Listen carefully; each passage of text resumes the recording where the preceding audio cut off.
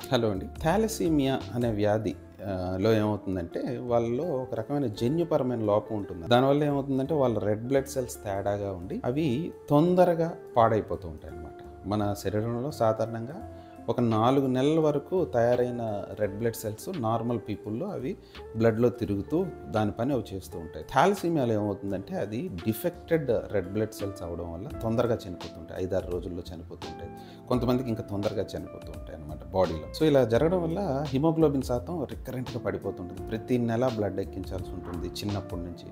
6 నెలల వయసు నుంచి కూడా వీళ్ళకి బ్లడ్ ఎక్కించాల్సిన అవసరం ఉంటుందన్నమాట. దీనివల్ల ఏమవుతుందంటే వాళ్ళ బాడీలో ఐరన్ అనేది పేరుకుపోతుందన్నమాట.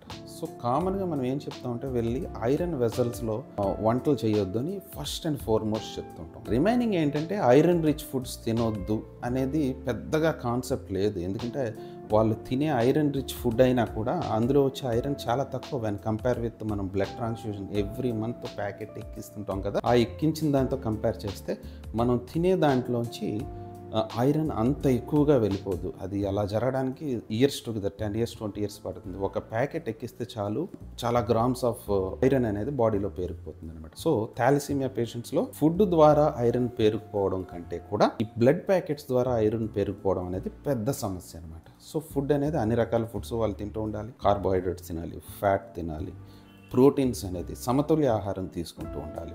కొంతవరకు ఐరన్ వెజల్స్లో వండకుండా వాళ్ళకి కొద్దిగా ఫుడ్ నుంచి ఐరన్ అనేది బాగా ఎక్కువగా వచ్చే అవకాశం ఉండదు.